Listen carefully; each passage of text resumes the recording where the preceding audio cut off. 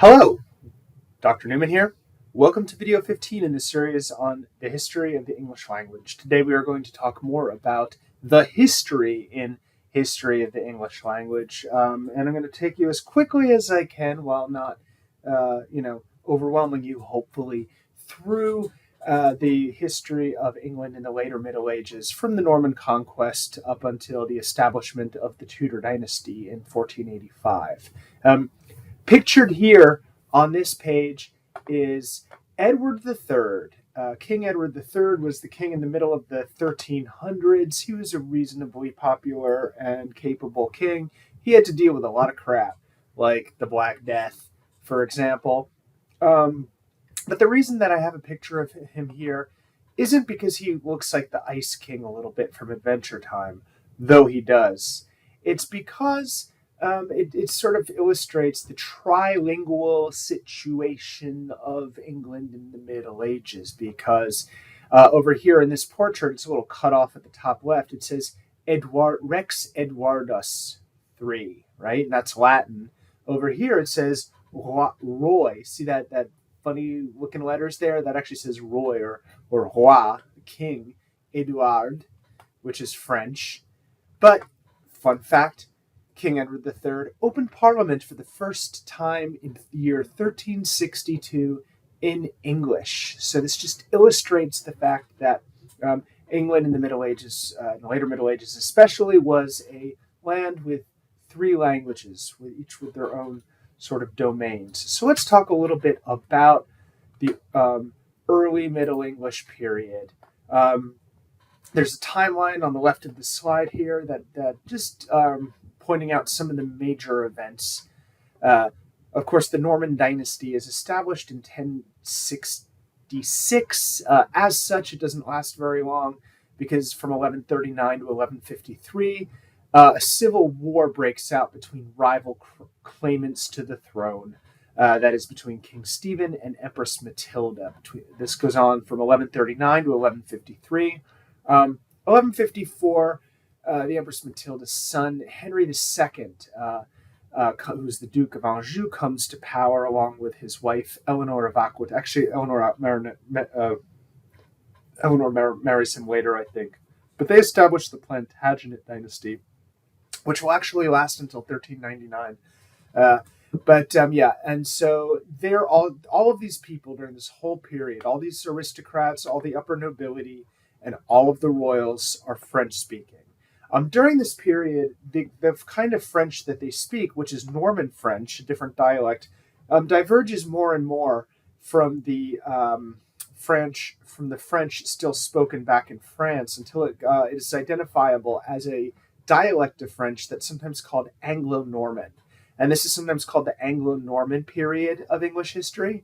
In the later 1100s, a notable event is the murder of Thomas Becket, the Archbishop, in 1170 by some knights who served King Henry II, making Thomas Becket a martyr of the Christian faith in England. And his cathedral in Canterbury, there is a shrine to him, famous in the Canterbury Tales of Chaucer as the goal of their pilgrimage. At the end of this timeline, as we have it here, is the establishment of the Magna Carta in 1215, which more attempted to define the relationship and mutual rights and responsibilities between the nobility and the king. It wasn't any. A lot of excessive claims are made for the Magna Carta, but I'm not going to go deep into that. These are the main political events that take place during this period. In the meanwhile, I want to tell you about the parallel cultural and literary and linguistic events that are taking place. A very interesting and important book from this period is the Domesday Book, and I'm going to hold off talking about that because the next slide is on that. But the Domesday Book was an attempt to create a census and a record of all the holdings of the England for its new king. 1096 is the approximate date of the foundation of Oxford University. 1136 is an interesting date because that's when The History of the Kings of Britain by Geoffrey of Monmouth is published.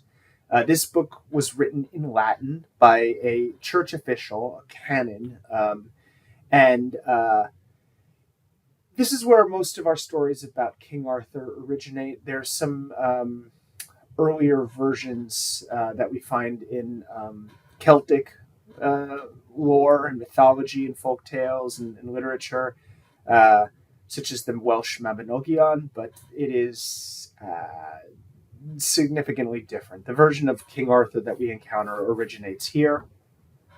1155 is an interesting date because this is when we have the last entry of what was called the Anglo-Saxon Chronicle.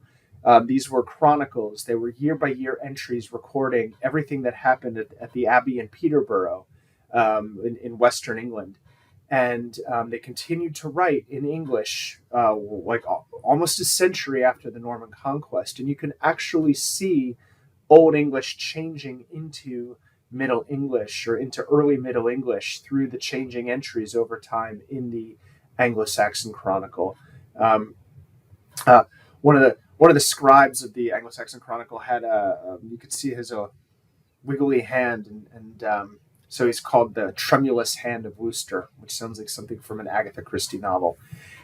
Sometime between the 1150s to the 1180s, a very strange, long text about religion and other things was written called the Ormulum.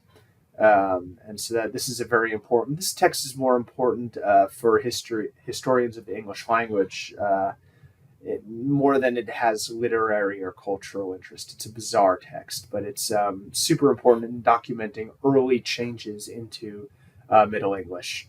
In the meantime, though, French is an important language of the upper nobility and aristocracy, as I have told you. And in the last decades of the 1100s and first in the 1200s, one of the first great literary masterpieces written in England is written in French by a woman named Marie de France. These are her lays, and if you ever take English 340 with me, maybe we'll read some of them.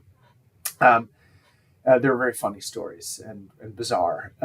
Also during this time, you have one of the first long works in English since the end of the Old English period, which is Layamons Brut, which is a big, long narrative poem about King Arthur, translated out of a French source, translated from History of the Kings of Britain by Geoffrey of Monmouth. So this is an important text. Let's just talk about the Domesday Book for a second.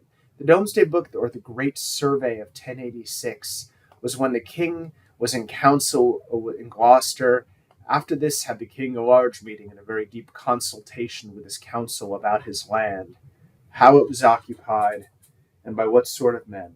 Then sent he his men over all England into each shire, commissioning them to find out how many hundreds of hides were in the shire, what land the king himself had, and what stock upon the land, or what dues he ought to have by the year from the shire. And so we have a list of towns, of place names, of families and relationships of the nobility. So this is like a really important historical source, and it's a good source on onomastics, which is to say place names and how they've changed in England and remained the same over time. One interesting word I want to point out here is the word shire, because this is a word that the Normans continued to use as an administrative unit in England. In France, it was known as a county, and so the ruler over territory in England had been known in the Old English world as an earl, or in modern English, an earl. The equivalent position in France and in French-speaking and continental countries was count, which goes back to a Latin word, comites or comes, which means companion. But the word count would have been pronounced like con or kun in Old French. And when the Normans came over to England and told perhaps the English people that this person is going to be your ruler now and you're going to refer to him as a kun, I imagine there might have been quite a few snickers in England, because that word already had a meaning in England, which is similar to the meaning of the English word today that begins with a C and ends in an NT. So I imagine that at some point this was explained to one of the Norman conquerors, at which point they said, well, what do you call them? "Oh, we call them earls." Okay, we'll go with that. Uh, and so they kept shires as well and didn't go with counties. But the Domesday Book is a really interesting text. Later Middle English period. All right. You know what? I'm going to stop here and then we'll start a new video on that one. Uh, because, uh, because. Bye.